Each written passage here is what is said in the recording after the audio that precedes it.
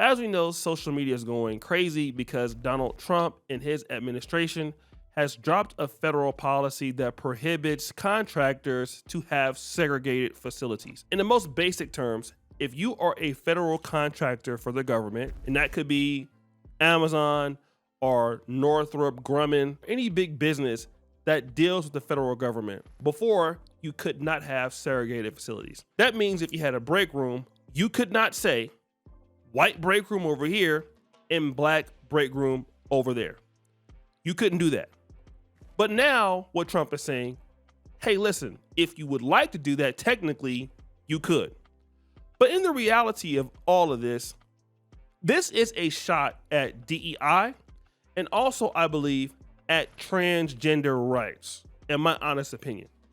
Meaning that if you wanted to have a woman's only bathroom, you cannot be a trans person and say, I'm a woman and go into that bathroom. I think that this is where it's going, okay? And so technically, you can still get contracts with the federal government if you're a company like Northrop Grumman, which is the biggest contractor in the military, and you can say black break room, white break room, and then you will not be penalized as being a contractor for the federal government. That's what it is. So people who believe that Donald Trump is bringing back segregation, is it true? So, segregation still remains illegal under federal and state laws, including the Civil Rights Act of 1964, which prohibits discrimination in public accommodations and employment. The removal of this clause does not legalize segregation.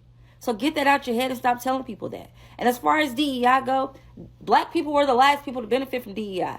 And there are some things that need to be cut. So yes, we need budget cuts. Regardless of where they come from, he's not cutting things that are benefiting people. He's cutting waste. That's it. So I've seen a lot of white people coming out, making videos about this. And in fact, I did make a video about it in my earlier video about this. I'll link it there. But black people are having a lot to say about this particular segregation thing. And people are taking it far, like, oh, segregation's actually coming back. And people are giving their opinions on what if that happens. Black people's biggest downfall, in my opinion, is always going to be trying to be accepted by white people. And I don't get no what get up on this app and say desegregation is what us up to begin with. We were so much better off spending our money with each other, whether we had a lot of it, whether we were poor or not. We owned all our communities, and we weren't as intertwined with a bunch of motherfuckers. Now, I don't want to get up on here and just say, oh, I'm for segregation, because I have white friends who I like to be around and who I love dearly. But I damn sure ain't mad at it. How we could be separate but equal. Now, I'm not saying I want a mother tell me what bathroom I can and can't go in, or telling me to go in the back of a bus. Speaking of, white me earlier this week to go to the back of a bus because she in Hawaii, but she's not. But that's not what we're here for. Now, I know earlier in the video I said that desegregation is what to begin with, but hear me out. Yes, I know during segregation we were at the bottom of the food chain, but honestly, we still. Only difference is back then our people were more united because all we had was us. I'd rather support my own damn people 100%. Give me a reason to stop giving my money to these don't even like me. If white be around them, damn sure don't want to be around you. Y'all always be crying. For what? Like black people always crying. Tighten up. Because if it comes to a point where is trying to really apply pressure and tell us what to do, like we some no disrespect to my ancestors, but we are not them. Well, at least I'm not. I wish a mother would, like a kitchen cabinet. Y'all ass over here scared for what? Stand for something or fall for anything. And that seems to be the overall response that I keep seeing from black people on social media when I was researching this topic. Do you feel like segregation set our people forward or back? You mean you feel like integration? Is that what you're saying? Right, integration. Right. I knew that because I heard that question many times. Do I feel like integration is? I feel like this is just my feeling from a person who's come up in the '60s and the '70s, and I don't think integration has helped that much. I think if things would have remained segregated and the blacks given at least 80% of what the white schools were getting and the education that they were getting, I feel like we would have been better off today. Okay, so that's the problem with segregation. It wasn't that blacks didn't want to be around whites or wanted to be around whites. It's that the segregation, separate but equal, was not happening. So he said if we were getting 80%, in some cases blacks weren't even getting 10%. That's why blacks were fighting to integrate in the first place. If they were getting the same thing, that would have never probably happened, right? But whites were being corrupt at the time. Let's say if you're looking at University of Alabama in Tuscaloosa, for its size and student body per student, Alabama A&M in Huntsville wouldn't get that same amount of funding, even though they're both Alabama funded schools, right? So that was the issue. My grandfather, who lived in Missouri, would have to walk like 5 or 6 miles of school in Lincoln, Missouri. And I'm pretty sure white kids that lived in Lincoln, Missouri didn't have it that bad, okay? The reason I say that is because with integration, it took away the black community businesses. Yep. It took away a lot of leadership clubs, and it took a lot of things that we used to do for ourselves. I think that if it was still segregated, and we getting 80% of what the white schools get, I think we would have been better off today. We would have been better off today. And let me just say this. People believe in black America that in white America, yes, the jobs are there. The corporations are there. But many people feel like there is a ceiling. I want to refer a documentary I saw here on YouTube called Blacks with No Borders. It was a documentary about these talented African Americans who came to South Africa in the early 90s, and they were doing very well. The richest person or the biggest farmer at the time was an African American.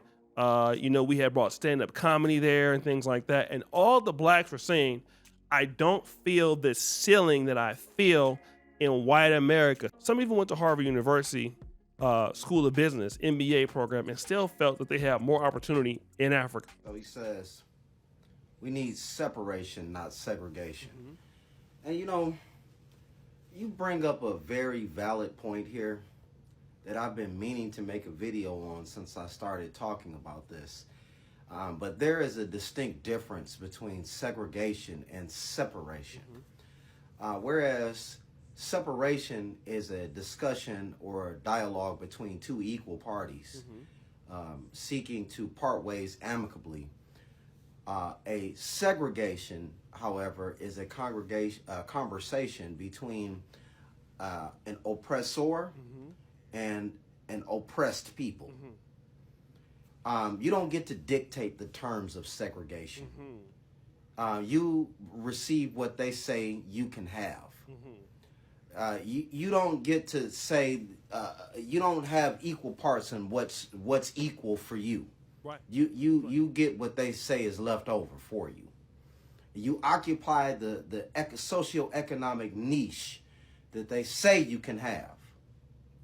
Okay, so this is my problem with this. All these people talking all this conspiracy. They want us to go out in the streets and protest. We ain't protesting no more. Right? We've done that, right?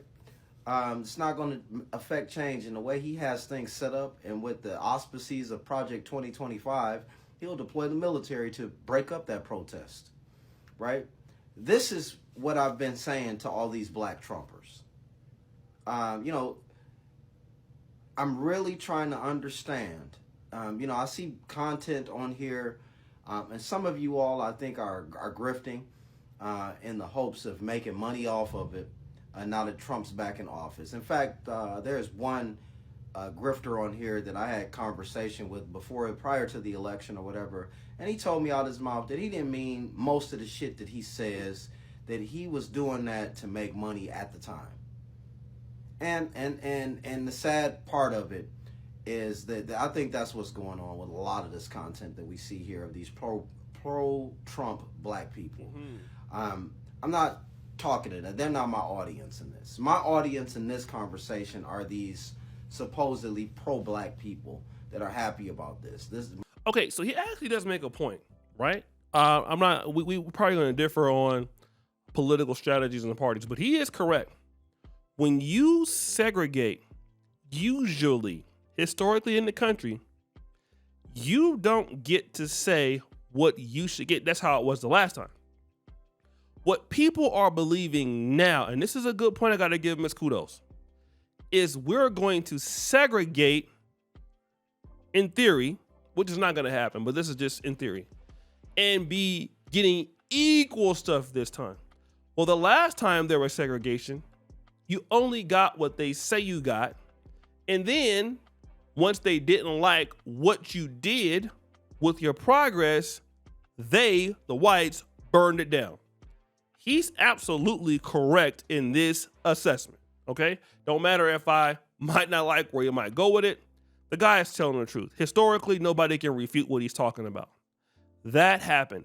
I believe that people don't understand segregation to how it was in the last part, but because it's 2025 and we've gotten all these civil rights laws from the years past, if there was segregation now, you're looking for neo-segregation. But historically, what he's talking about, I don't think blacks want that kind of segregation, although it does help you develop more with your people, more in your communities, and might be a better strategy than integration long-term, as a long-term strategy. But he is right. Got to give the brother his props for how he broke that down, right? Oh, you thought you was going to be mad. Oh, I couldn't wait for this. You mean you going to help me do what I've been trying to tell my people to do? Oh, I can't wait. Whites only. No, don't do the old school signs. Get you some big neon signs for nighttime so everybody can see. So our 1.7 trillion can skip right over you. And don't be picky. Don't be picky. NBA, NFL, go all the way with it. Go all the way with it. School, do the whole damn thing. We won't be mad. We won't be mad. And take your friends with you. You know, the gas stations and the liquor store that's on every corner of the neighborhood. Take their ass with you. The hair store. Go ahead. We be all right. We gonna rebuild. We gonna be all right. Whites only. Our ancestors told us to rest and be still. Hallelujah. We gonna be all right. Oh yeah.